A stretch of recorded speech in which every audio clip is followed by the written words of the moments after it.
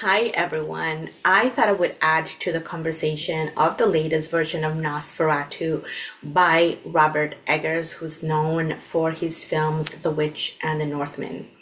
I had the opportunity to see the film a couple of weeks back at a preview screening here in Toronto, Canada, but the film is now in theaters as it was released just this Christmas. So just to set the stage, in Eggers' Nosferatu, state agent Thomas Hutter, played by Nicholas Hoult, travels to Transylvania for a fateful meeting with Count Orlok, played by Bill Skarsgård, who is a vampiric prospective client. Hutter's new bride, Ellen, played by Lily Rose Depp, is left under the care of their friends Friedrich and Anna Harding, who are played by Aaron Taylor-Johnson and Emma Corrin, respectively. Plagued by visions and an increasing sense of dread, Ellen encounters a force far beyond her control. So that's like a mini synopsis of the film. Just to add to this, I wanted to share with you some thoughts on some of the research that I found on the film. And interestingly, Eggers wrote a novella version before embarking on making the full film and the screenplay. So in that novella version, Ellen emerged as Eggers' driving force.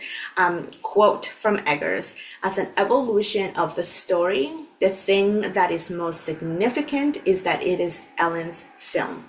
She is the victim not only of the vampire, but also of the 19th century society," end quote. So that's pretty interesting, and I kind of wanted to set the tone in terms of what I will be sharing about the film with you. Before I continue, I want to let you know that I did speak about this film with friends from a podcast, How Do You Like That Movie? I'll be sure to link that in the description of this video if you're curious to hear about that conversation. I like the film as a whole. I can understand that some people are not really seeing it as a true horror film, and I think I understand that and I accept that point of view. It is not a straightforward horror in that sense. It's also not campy. There are some elements of horror in the story, but if you've seen the different versions of Dracula, or as I mentioned, Murnau's Nosferatu, or even Werner Herzog's Nosferatu, the Vampyr, these are different versions of that story, and some of them take from the actual novel from Stoker directly, or they embellish or they enhance the story from the novel. So I think Eggers' film can exist in this wide range of versions of the Nosferatu / Dracula story that we've come to appreciate. I know I do. So it works for me on different levels. I found the casting, I wasn't sure of Lily Rose Depp at first, but she kind of won me over through the film. I am a fan of Nicholas Hoult because I've seen his work in the last few years, and I'm becoming more of a fan of his acting. Some of my friends and I did think Willem Dafoe as this professor / doctor that they call in to sort of explain this dark force, if you will, that Ellen is dealing with, was a little extra, as only Willem Dafoe can do, but it looks like he's having fun with it. So I am not disappointed with Willem Dafoe, but I'm not surprised by the extra acting in that role. Who else is in this film? Oh yes, of course it is. I mentioned the supporting cast by Emma Corrin and Aaron Taylor-Johnson, who played the friends of Ellen and Thomas, and they actually are very decently crafted in their own way. I think they obviously take this back seat to the story, but we do see a little bit of their family life come through. So again, it's just to drive the story of Ellen and all of the things that she's experiencing because of this dark force that Count Orlok embodies. So Count Orlok, do I like him or not? Bill Skarsgård underwent makeup for up to 6 hours for this look. Hideous, absolutely hideous to look at, but it's effective. So shout out to the effects folks. I know that prosthetic and makeup designer David White was the lead in that, and I also should shout out the costume designer Linda Muir and for the look of Count Orlok, but everyone else in the film. So Skarsgård, I've seen different interviews, and he talks about finding that voice for the Count through his, the diaphragm, and he does come across as quite eerie. And I think this is definitely the role where I can see him, yes, he's that monster, and he embodied it really well. Whether or not he's typecast in these roles, I hope not. I would like to see him in other roles, but I did appreciate him in Count Orlok, even though he doesn't come on screen that often. When he does, the tone changes in the film. And of course, there are elements in the film of Ellen sort of dealing with her sexuality and all of these repressed feelings and emotions and desires that she's unable to I guess show truly, because in this society, in Victorian society, women were not allowed to be as free. So I think that is the angle that Eggers is trying to get across in this film. I think in some parts he succeeds well, in other parts maybe not so much. I did find parts of the film dragged a bit, and I found it to be longer than it needed to be. But that's my personal take on the length of the film. Of course, I think the film works for me because as a whole, and as a sum of all the parts, I enjoyed it. I enjoyed it from the acting, from the screenplay, and obviously visually and musically, and as I already mentioned, the costume design and effects. So I'm going to shout out the behind the scenes team here, because I think director of photography Jarin Blaschke did a great job visually with their team. Production designer Craig Lathrop, film editor Louise Ford, who's worked with Eggers in other films as well. Visual effects supervisor was Angela Barson. Music was by Robin Carolyn, and this soundtrack is pretty spooky and creepy. I also play it sometimes when I'm working because I kind of like that kind of eerie vibe. So if you're someone who likes film and kind of puts all the elements together to give you that experience, I think this is a film that you would enjoy in that sense. If you're looking for a popcorn film, this is not. It doesn't always move very fast, so you probably need to settle in your seat, grab that coffin popcorn bucket, and kind of go with that slow ride. There's some really key scenes for me, and the one that I do want to highlight is where Thomas is in the middle of a forest and the snow's falling, and this ghostly carriage comes to him. That's all I'm gonna say. It's really, really interesting, and there are other films parts of the film that I like visually, but I think you should see it for yourself. I think you should go with an open mind, and you never know what you're gonna get out of this film. I wanted to let you know of some of the film influences that Eggers referred to for this version of Nosferatu. He did refer to the Bram Stoker's Dracula novel itself, and he also referred to Murnau's screenplay for Nosferatu, which is the original silent film. So before I go into the film influences, I do want to confirm that he did go back to those two original sources to sort of get ideas in terms of the screenplay for his version of this film. So what were his film influences? He's actually talked about this, and you can find this here on YouTube.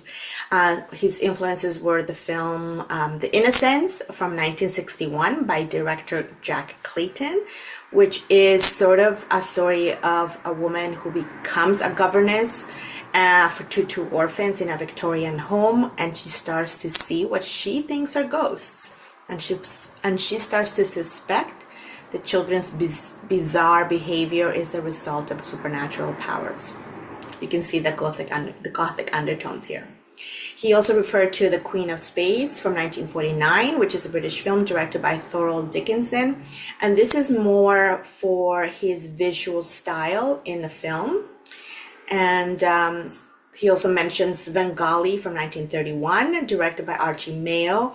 And I think here he mentions the influence of this film in terms of post-expressionist elements with a link to Murnau's Faust, which actually is my favorite Murnau film from the German Expressionist period, where, of course, the story of Faust is that he sells his soul to the devil and so that he can have a better life. And similarly, in Svengali, the maestro, Svengali, played by John Barrymore, falls in love with a young girl, and then he does a lot of things to get his way and get the attention of this young girl. That's all I'm going to say about Svengali. Another influence Eggers talks about is Cries and Whispers from 1972, directed by Ingmar Bergman.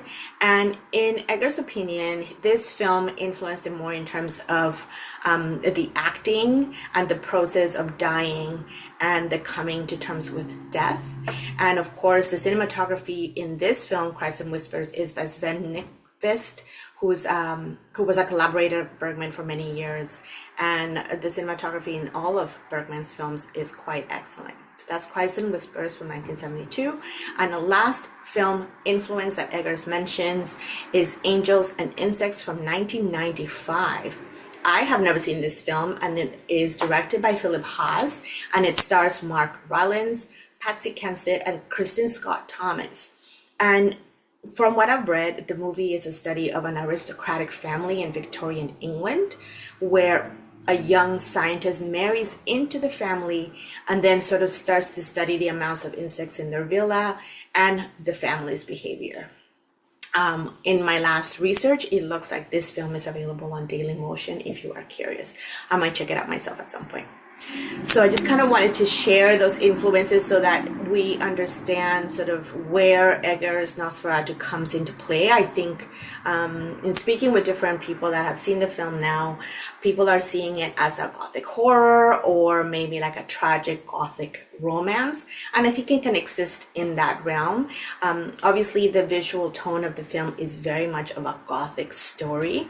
And as I mentioned, he went back to the source materials. And in this, I think in another note of Eggers that I read, he talks about this folk vampire who is not a sexy and suave seducer vampire and not a brooding hero like we've seen in other versions of the vampire story. The folk vampire is the embodiment of disease, death, and sex in a base, brutal, and unforgiving way. Those are his words. And in this film, he wanted to exhume the vampire for a modern audience. So of course, he still goes back to those, as I mentioned, older references, but it's a very dark figure. It is not the vampire that we see in Dracula from Francis Ford Coppola's film, for example. I think what I want to mention in terms of gothic elements in this film are essentially how they use different camera tricks to challenge our perceptions as an audience. They are used to reflect contemporary issues. And I liked how in gothic horror, there are certain tropes, I guess, that are used, sort of the atmosphere of fear and dread, and in this film you see that through all the visual cues and the music as well. And there's always like a weird house or castle with secret passageways, or of course the elements of the supernatural. And the themes that gothic films, whether they're romance or horror, tend to explore, the horror specifically is the dark themes that they're looking at. As I mentioned, the supernatural elements, psychological depth, emotional complexity that is sometimes enhanced or emphasized through fear, shock, and other visceral reactions. And I think that's the embodiment of Count Orlok in this film. And again, you know, we know from before times that in these sort of gothic stories, their way to talk about the way women were sort of portrayed was sort of, they had this feminine anger and fear, and eventually it kind of becomes manifested in other ways, whether through our relationships, through the supernatural, or them being supernatural, being called a witch, for example. So these are some elements of Gothic stories that I want to highlight for you when thinking of this film. And maybe I'll leave you with a couple of Gothic films that I personally like. One is Vampyr from 1932, which is a Danish horror by Dreyer, and it is now part of the Criterion Collection.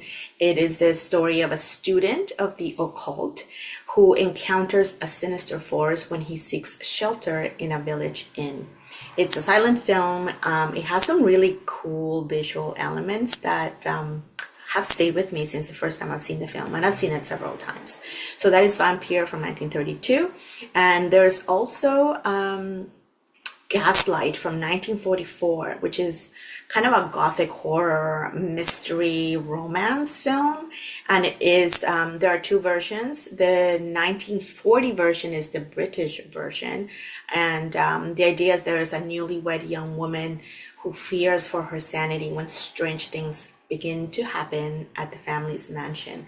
In the 1944 version, it is Ingrid Bergman that plays that young woman. And the name of the husband escapes me, but you know that term gaslighting comes from this film. So again, I recommend it. Gaslight 1944 or 1940. So again, just putting those on your radar for things to think about. So is Robert Eggers' Nosferatu a C or a pass? I will say that for me, it's a seeing film. Must see if you're a fan of the Dracula or vampire lore, like I am. I'm going to see most of those films when they come out. Will I see it again? Possibly. If some friends want to go see it on a big screen again, I think I would go. Just to kind of catch things that maybe I missed on the first go. So I will leave that to you to decide, but I think that some of the stuff that I've shared with you hopefully will pique your interest in seeing this film. Again, it is sort of a Gothic horror. There are some like jump scares there, so be ready. Or if you're a scaredy cat, like some of my friends, there you might be jumping in your seat a couple of times, perhaps more than twice.